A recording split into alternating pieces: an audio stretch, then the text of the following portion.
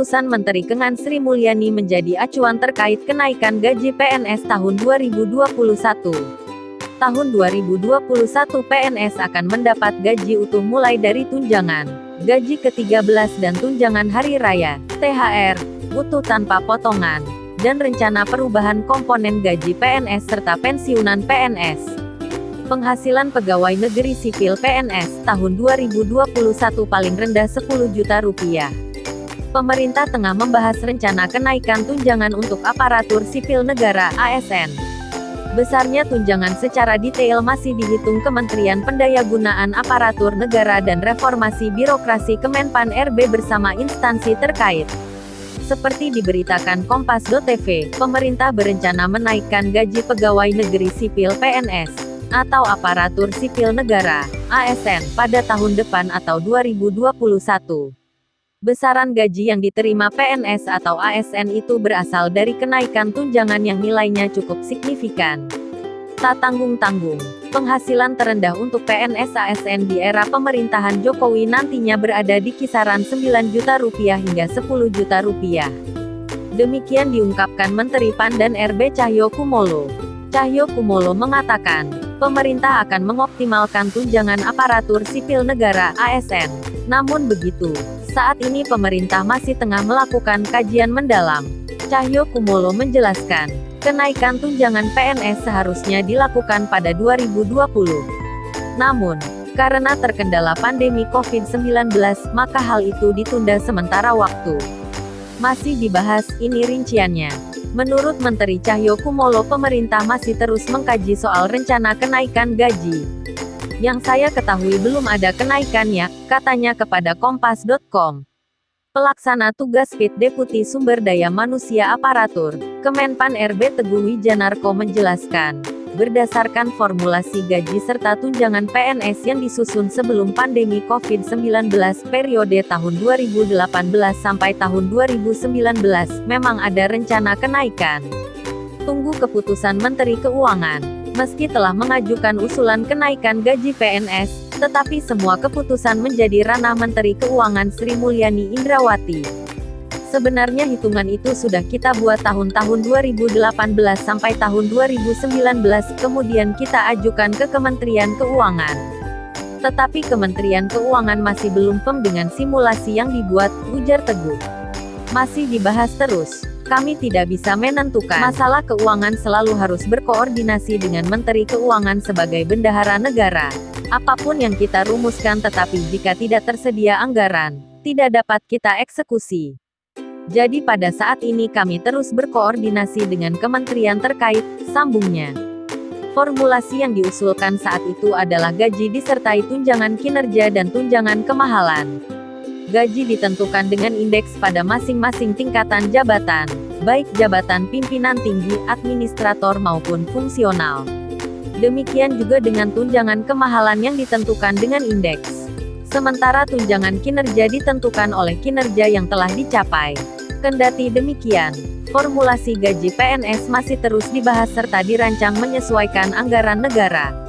Tapra.go.id Selasa tanggal 19 Januari tahun 2021. Kami sendiri terus melakukan koordinasi dengan Kementerian Keuangan.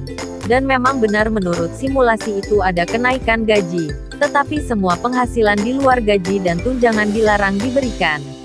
Dan kami belum berani menargetkan tahun depan harus sudah selesai. Sekali lagi, yang sangat menentukan dalam hal ini adalah Menteri Keuangan sebagai bendahara negara, bukan BKN, lugas dia. Badan Kepegawaian Negara, BKN, berupaya mempercepat penyiapan bahan perumusan kebijakan reformasi sistem pangkat dan penghasilan, gaji dan tunjangan, serta fasilitas PNS. Hal ini sesuai dengan amanat Undang-Undang UU Nomor 5 Tahun 2014 tentang Aparatur Sipil Negara (ASN). Menurut Kepala Biro Humas Hukum dan Kerjasama BKN Paryono beberapa waktu lalu, pengaturan tentang pangkat PNS saling terkait dengan pengaturan gaji. Ini sejalan dengan PP Nomor 7 Tahun 1977 tentang gaji PNS yang telah diubah 18 kali, terakhir dengan PP Nomor 15 Tahun 2019. Tunjangan PNS. Gaji PNS sebenarnya tak jauh berbeda dengan pegawai swasta. jika dibandingkan masa kerja. Namun gaji pegawai swasta terkadang jauh lebih tinggi ketimbang gaji yang diterima abdi negara. Kendati demikian, PNS juga mendapatkan sejumlah tunjangan yang jumlahnya berbeda-beda. Tunjangan PNS bergantung dari masa kerja, instansi, serta jabatan yang diembannya baik struktural maupun fungsional. Tunjangan yang bisa didapat PNS antara lain tunjangan keluarga, tunjangan anak, tunjangan kemahalan, tunjangan perwakilan, tunjangan jabatan, tunjangan kinerja, dan sebagainya. Selain itu yang perlu diketahui, saat masih berstatus CPNS, gaji yang diterima baru 80% atau belum sepenuhnya menerima gaji.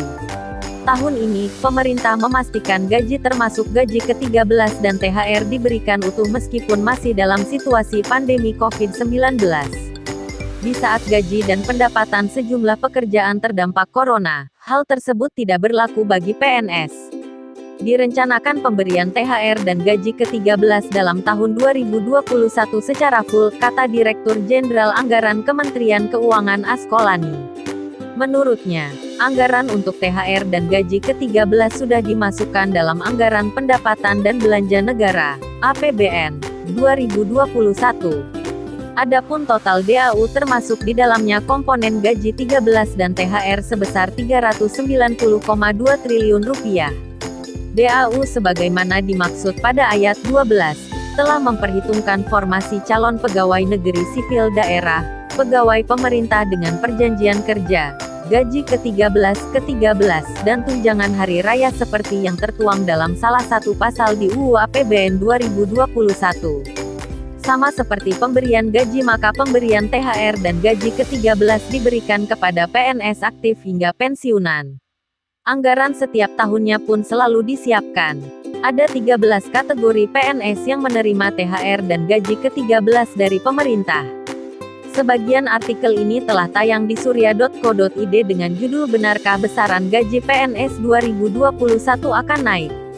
Ini kabar terbaru dari Kemenpan RB dan rincian gaji PNS 2020.